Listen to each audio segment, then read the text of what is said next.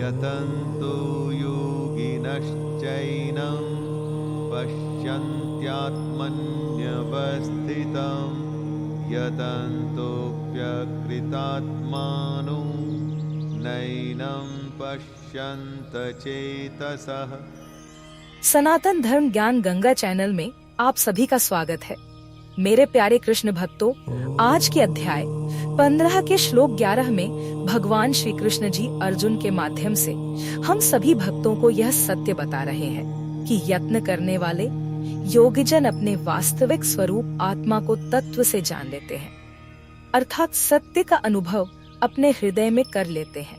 मगर इसके विपरीत जिन सांसारिक मनुष्यों ने अपना अंतःकरण शुद्ध नहीं किया है, ऐसे साधक तो यत्न करते रहने पर भी अपने स्वरूप का अनुभव कभी भी किसी भी काल में नहीं कर पाते हैं। मेरे प्यारे कृष्ण भक्तों, अध्याय 15 के श्लोक 8 से 11 तक में भगवान श्री कृष्ण जी ने हमें यही सत्य समझा रहे हैं कि आत्मा ही शरीर और संसार को सत्य मानकर शरीर बोध में फंसा हुआ जीवात्मा कहलाती है।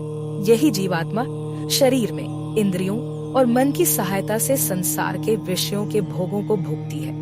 अर्जुन, वास्तव में यह जीवात्मा हर काल में सदैव एक रूप में ही रहती है, कभी बदलती नहीं है। मगर हर जीवात्मा को प्राप्त शरीर ही सदैव बदलता रहता है। इस जीवात्मा को प्राप्त शरीर ही जन्म लेता है। यह शरीर ही बचपन और जवानी को प्राप्त हो, अंत में मृत्यु को प्राप्त हो पंच तत्व में लीन हो जाता है। मगर यह जीवात्मा जिस स्वरूप में जन्म के समय इस शरीर में आती है, ठीक उसी स्वरूप में इस शरीर के मृत्यु के बाद नए शरीर में चली जाती है।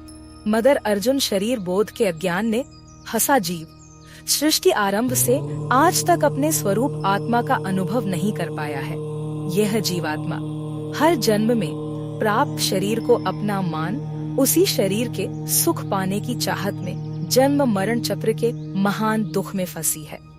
आज के श्लोक ने श्री भगवान हम सभी को यही सत्य बता रहे हैं कि अर्जुन, पवित्र आचरण में जीवन जीते हुए यत्न करने वाले योगीजन तो जल्द ही अपने हृदय में ही अपने स्वरूप को तत्व से जानकर आत्म अनुभव कर लेते हैं। यहाँ श्री भगवान का यत्न करने से कहने का यह अभिप्राय है कि शास्त्र विरुद्ध आचरण त्याग कर मन को संसार के हर विषयों भोगों के सुख से विरक्त करके हर समय अपने मन से परमात्मा का चिंतन करने वाले योगीजन तो जल्द ही आत्मानुभव अवस्था पाकर जन्म मरण चक्र से मुक्त हो जाते हैं।